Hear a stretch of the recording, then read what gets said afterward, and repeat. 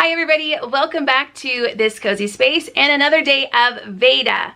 Veda stands for a video every day in April, and for the month of April I will be here hanging out with you almost daily, just not on Saturday, but I will see you Sunday through Friday, and we are going to focus on connection this month. We'll do our normal stuff. There will be some thrifting and some crafting and some hanging out and some vlogs, all of that normal stuff, but there will be a lot of chats in the library where we focus on connection with ourselves, connection with each other as our beautiful community is growing here and we get to know each other a little bit more, and connection with people in our own lives.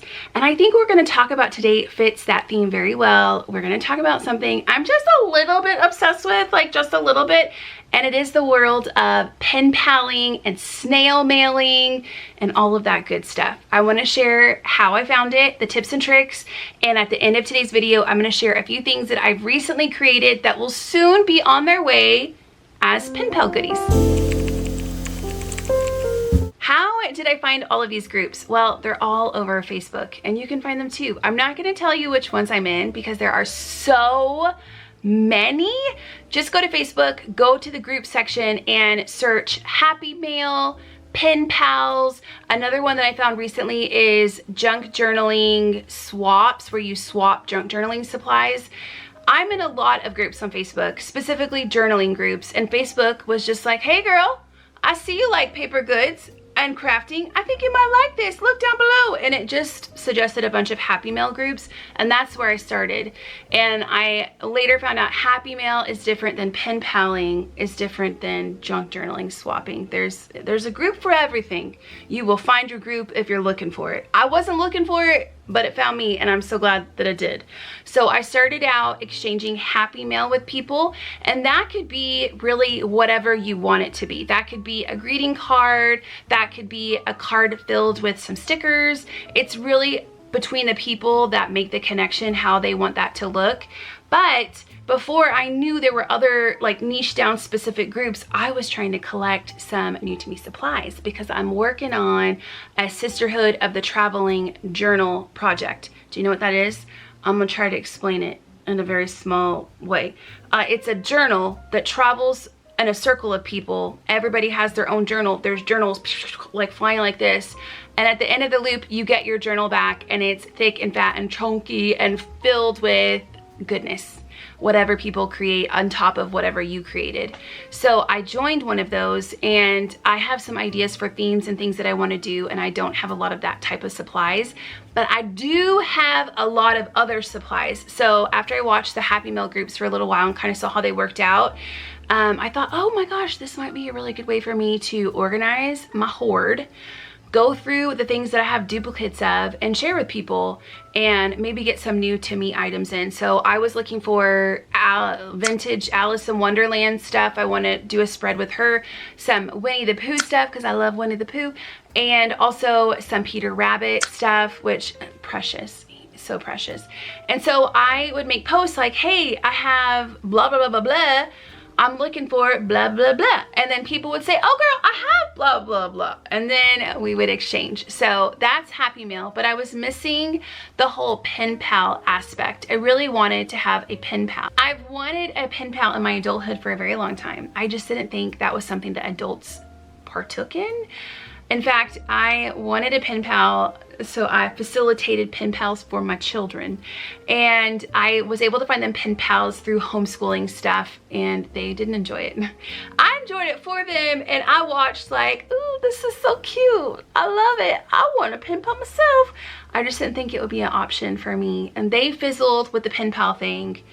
And I was wrong. There is a vast, vast world of pen paling going on out there that I just didn't know about. So they're all over Facebook. So I joined pen paling specific groups and connected with a few people that way. And basically it went like this: Happy Mail, pen paling. I blanked out for like 2 weeks. I woke up and I sent, I don't even know how many letters. I have sent letters to the Netherlands, to Australia, England, Spain, and numerous amount of US states.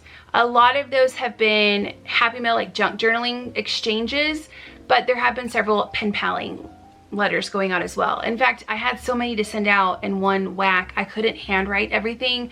So I typed a lot of my first pen paling letters, which I think a lot of people do that, and that's fine. But I want to use it as a way to work on my penmanship and just kind of slow down. And I wanted it to be very handcrafted. So those first round of pen pal letters that I sent out, I did handwrite some things that I included. Like I included a question sheet and I hand wrote that, but there was an apology of like, hey, I hope to write, like actually write letters in the future, but there's just, I'm just too popular. I just have too many pen pals right now. I think that will slow down, and I think of all the letters I sent out, I probably won't get a pen pal letter back from everybody, and that's okay, and we'll kind of like figure out who sticks and then see where that goes. But I'm very excited about that journey. I have just been having so much crafty fun, and it's been so good for me to connect with that part of myself. We live very busy lives, and I have YouTube, which is a big form of creativity for me and a big outlet for my creative energy. But I have gobs and gobs and gobs and gobs of creative energy, and I've learned over the last couple of years, if I don't use it wisely, it just builds up in my body and it's not good. So this is going to be another really good outlet for me to kind of sit down, practice being peaceful and calm, slow my body down, and do things with my hands. So I can listen to an audiobook while I'm working on things.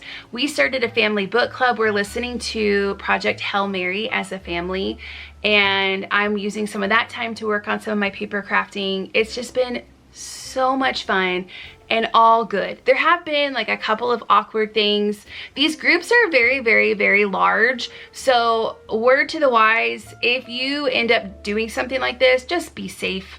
Don't give random people your address. You are kind of giving random people your address, but just chat with them first a little bit. Check out their Facebook profile. Make sure they're actually like a real person and not somebody that just created a Facebook profile like that day. But with large groups like this, you get a lot of different personality types, and nothing's happened, but there's just been like a couple of like little awkward things. So we'll see where it goes, but I am having a lot of fun with it. And if I'm able to connect with even just 2 pen pals and keep that going, I'm gonna call that a win. If I'm able to get a couple of things in to help with my journaling project, that's a win. And it's helped me go through my stash. I have seen so many things that I forgot that I had because I don't like going into my cabinet. I'm gonna show it to you on a future video. We're gonna organize a lot of my craft stuff together and you'll see the mess. I keep doing this because it's all around me. So I will show you what our table looks right now. It is crazy, but so good. There is so much joy in a messy table. And you will see all of the things, and we're gonna organize everything together. Because, as I was saying, going through all of this stuff has made me want to use a lot more of my items because I'm seeing it. So I wanna do a better job of creating a system so it's easier for me to get in and out. And I don't feel like when I pull something out, everything's going to collapse on me. So as I started doing this, I've also been working in my junk journal a ton because I'm getting all of my supplies out. I'm seeing things, I'm being inspired by stuff. So it's kind of just been like a little bit of a domino effect, and so good. Perhaps you're wondering what you might send a pen pal or a person that you are doing a Happy Mail swap with. Well, like I said, for Happy Mail, that is usually a conversation that you have together very often in a private message, and you kind of decide the items that you might have that they might enjoy. Oftentimes people will send a list of things that they're looking for. People are very kind and they're not expecting anything, and they're very grateful for whatever they receive, but sometimes it's helpful just to have like, I like these colors, or I like these items, or whatever, and you can kind of go off of that. That's Happy Mail. Now for pen paling, I have found that a lot of people, we keep the private messages to a minimum. We're trying to get to know each other through the written form of pen and paper, which I love. I'm very excited about that. So there's some sort of a letter involved, and I have asked people, do you junk journal, or do you do anything of that nature that you would like some goodies for? And very often they're like, yes, I would love to exchange goodies. And then I'll ask them some colors or things that they like, and then I go to town. So I kind of look through what I have and pull items that I think they would like, or I come up with a theme for my pen pal kit that I'm sending out.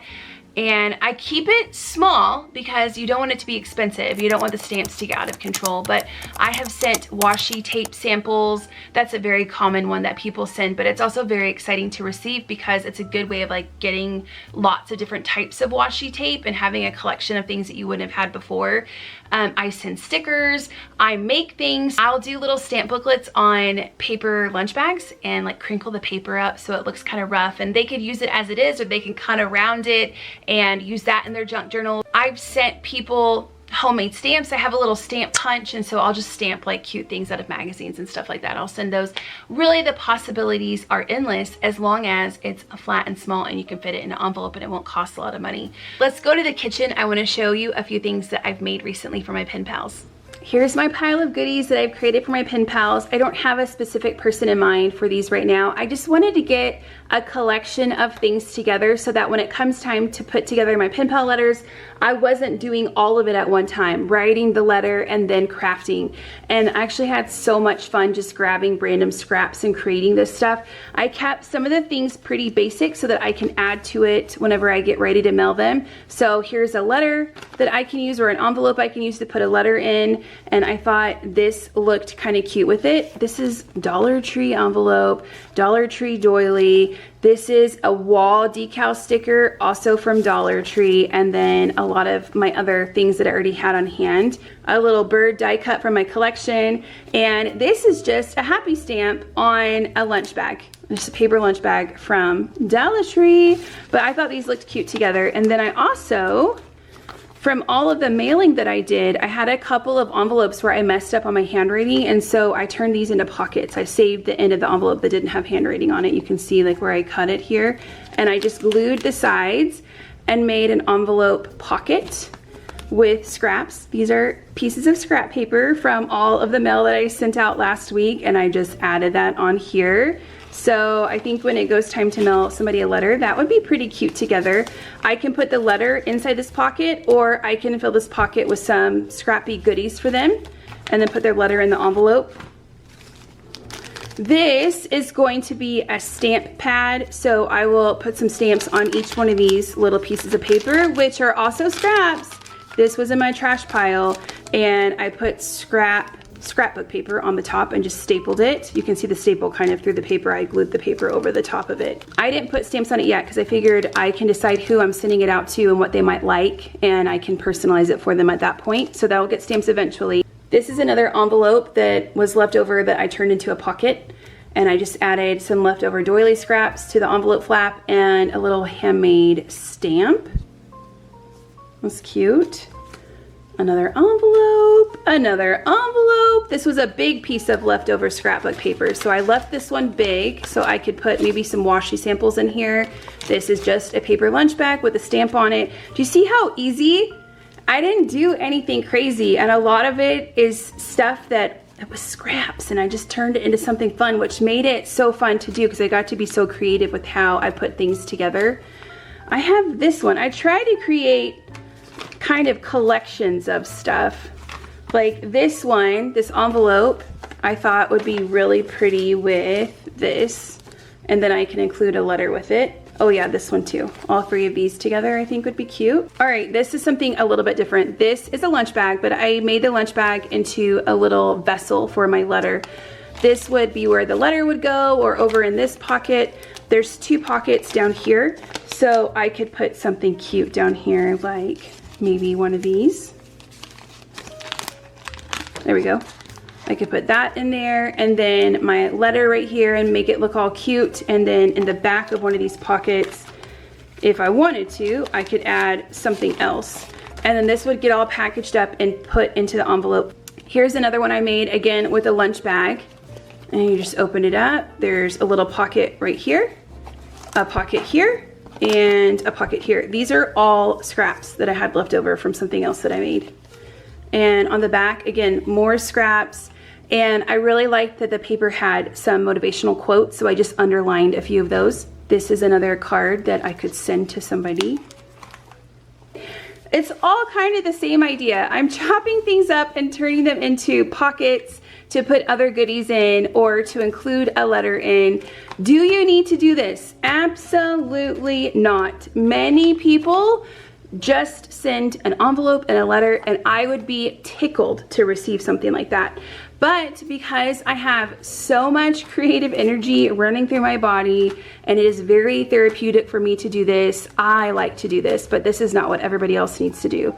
And I've had so much fun creating all of these things out of literal trash.